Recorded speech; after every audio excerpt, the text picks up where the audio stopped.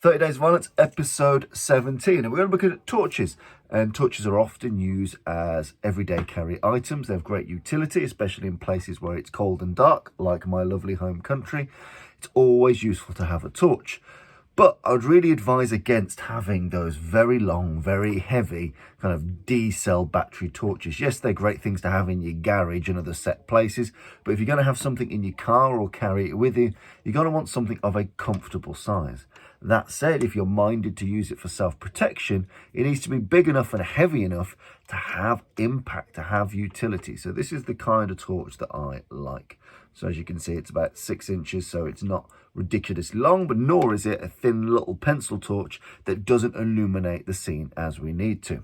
Now, important to think about striking surfaces with these. You'll see a lot of torches, especially torches designed for self-protection, you'll see these notches, and that fools people into thinking that this is a primary striking tool.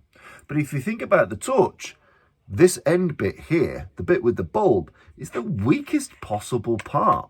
You know, it's the lightest possible part. It's not going to cause the concussive damage that you want. It can rip and tear skin, but it's not going to cause the damage that you want.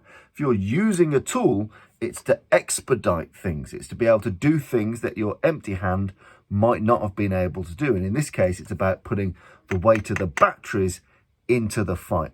So if you're going to be using or suspect that you might need to be using the torch for self-protection, first things first, if you're carrying the torch like this, which might feel like the natural position to carry the torch, if you feel you might need to use it to defend yourself, going from here and striking with the torch, it's very difficult. You're hitting with the weakest, lightest end. It's not going to have the manpower, the stopping power that you want. So if you're carrying it like this, which feels more comfortable and normal, yes, that's great, but striking options for here are limited. Thrusts don't carry much because this is the weaker, most fragile end. And if you do raise it to strike, it's the weakest, most fragile end. So my advice is A, don't neglect the things you would do if you didn't have a torch. So holding the torch here keeps it in your eye line, which means whatever your eyes need to look at, the torch can also help. It means that if I'm struck from behind, from the side, which ambushes often are, I've got a guard up, I've got a defense up, and I've got a hand that helps me navigate things, open doors, investigate environments. But at the very least, I've got some degree of decent guard here. So I've got a decent guard, which stops me being knocked out. It gives me a bit of structure. It means that the light's always shining where my head is. If I hear a sound, when I turn, the light's on it, if that makes sense. If I'm holding it like this and I hear a sound, I might turn the head and the torch may follow seconds after, milliseconds after. When it's like this, boom, I'm on it, straight on it. And the main striking principle is there's lots of things you can do with torches.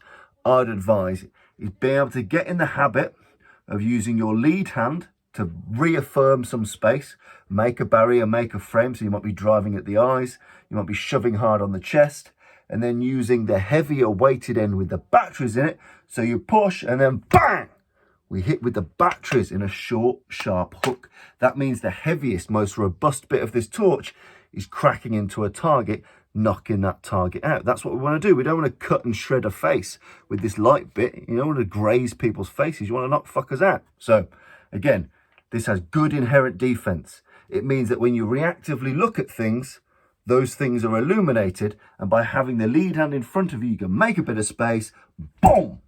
You can land short, sharp hooks with the heavy bit right on the jawline, knock a fucker out, bang! Just exactly like you would as you train every single day, bang, bang.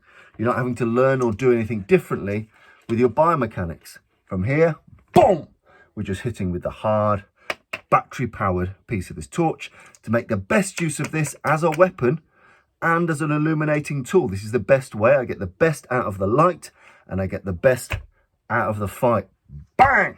Following that point, that initial shot, then you might decide to do other stuff, but you can use this essentially what's known as a fist pack. As soon as I hit with this, boom! There's no point hammer fisting people with the light breakable end. As soon as I've done that, I might still use my fist in the normal conventional way. Now it's supported by having this here, bang, bang, by having what's known as a fist load, something in your hand, takes out all those gaps, all that space in your hand, and you can punch really fucking hard. So from here, reactive light, best use of light, Boom! Best use of a preemptive or early opening shot with the hook with the battery end, and then to follow up using it as a fist load to enhance your punching and striking capability. So that's a little bit of violence for today using the torch.